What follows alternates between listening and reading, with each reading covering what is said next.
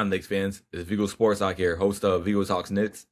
In today's episode, I'm going to talk about our win against the Atlanta Hawks. The New York Knicks beat the Indiana Hawks 128-125. The game came down to the final seconds. They needed a 3 to tie the game, and they missed it, and we won the game. This was a game we were missing Josh Hart, who will unfortunately be out for the next 3 games. We have 3 straight road games. He's not with the team right now, so what they're assuming is he'll be out for 3 games. So it may be more than that, but we'll see how things go from there. But as of right now, he will not play these next 3 games. So we had to start Mccullar Jr, rookie, at the 4.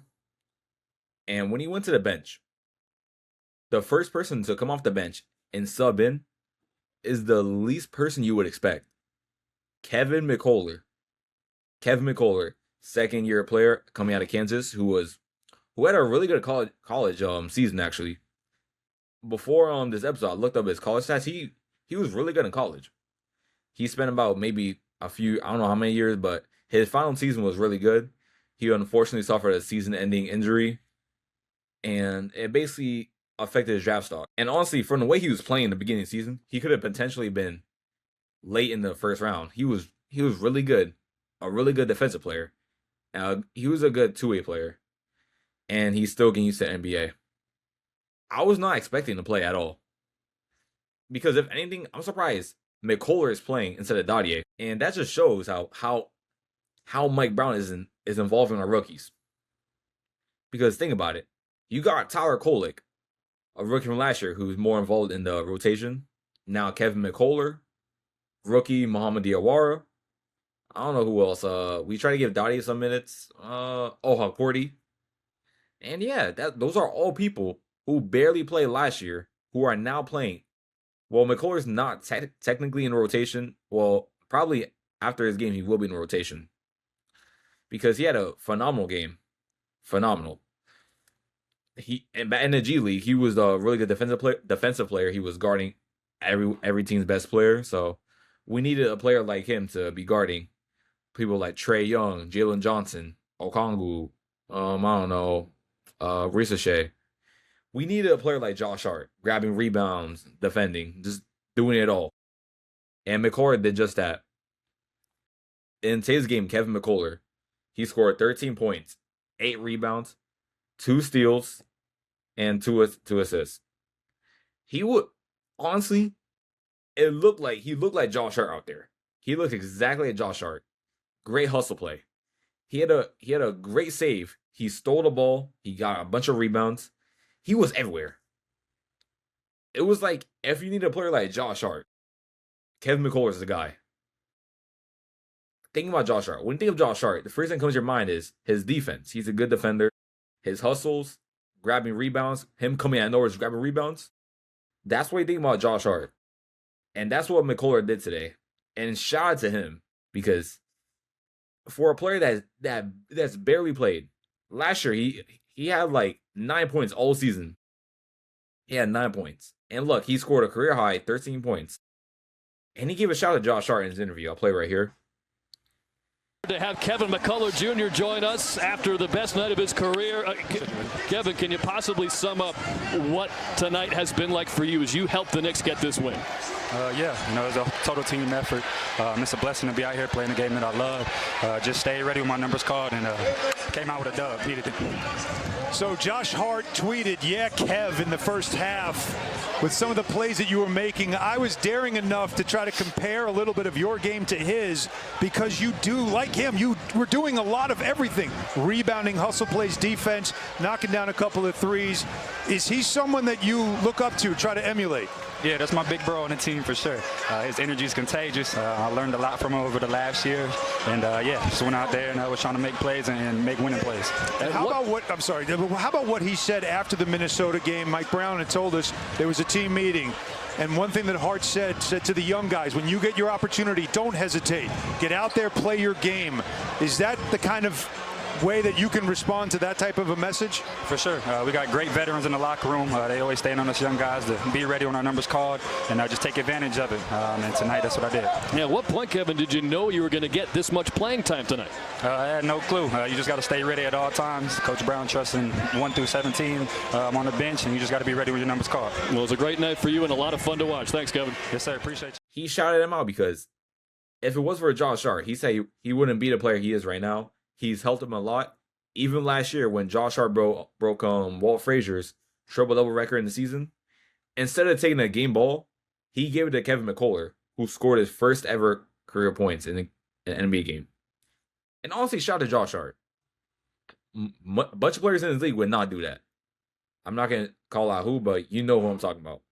A bunch of players would just take the ball. They don't care about a rookie.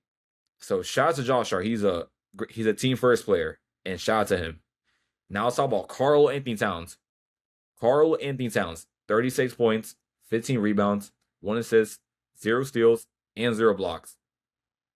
He shot 18 free throws today, made 17. They were just fouling him crazy. And he was everywhere. He was everywhere today.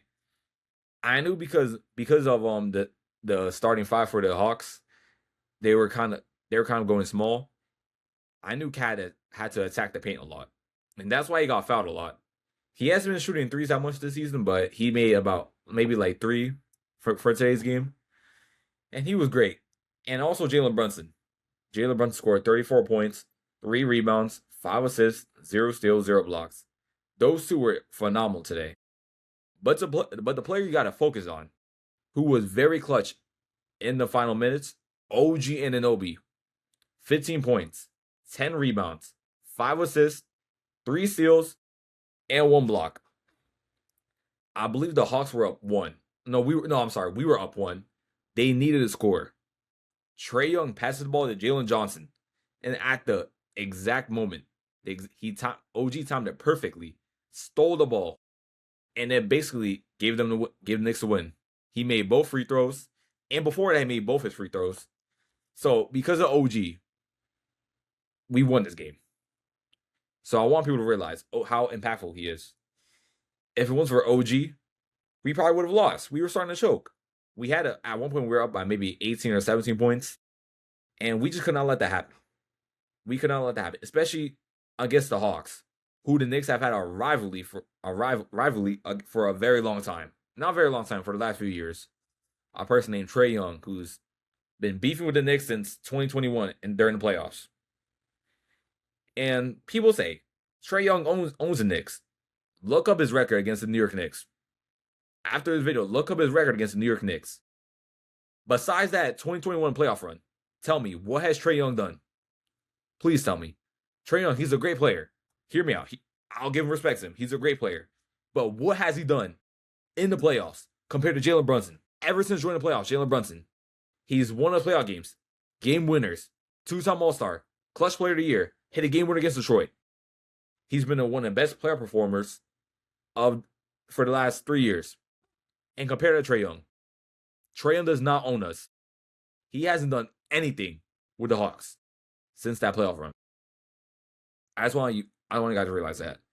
And honestly, from what it looks like, I know Trae Young's coming back from injury, but it's starting to look like Jalen Johnson's team.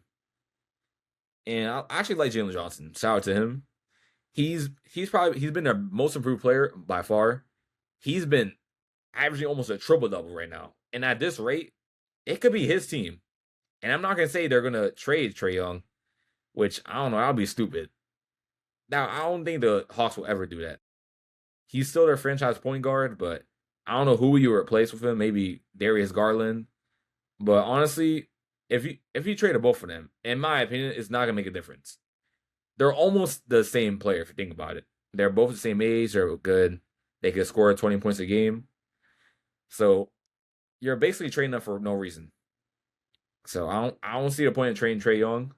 And but also Okongwu, who's actually been a very good player for the Hawks, because Porzingis hasn't played. He's always injured. I don't know why the Hawks would trade him. He plays like 20 games a season. It's always something new with his injury. And I know he can't control it, but it's just unfortunate. So he was a starting center. He almost scored a career high 31. He had 31 points. His career high was 32. He fouled out late in the fourth quarter. And shout out to him. Shout out to the New York Knicks for getting this win. We played the Pelicans on Monday. So we got to get ready for that. And I'm hoping Kevin Mccullar will have another good game. I'm liking what Mac Brown's doing with these rookies. I'm telling you, if it was Tibbs, these rookies would not be playing. They would all our starting fire would play like extra minutes. So, in terms of Mike Brown, he's been phenomenal in developing these young players. He's trying his best to do what he can to get them playing time, and it's looking good right now. So I would love to see what he does with Dadier. I don't know. He's pretty much the only player from last season that hasn't played at all, and I'm hoping he improves. I'm hoping they find a way to give him playing time. Anyways, that's all I gotta say for today's episode. This is Vigo Sports Talk, host of Vigo Talks Knicks, and I will see you next episode, Knicks fans. Peace.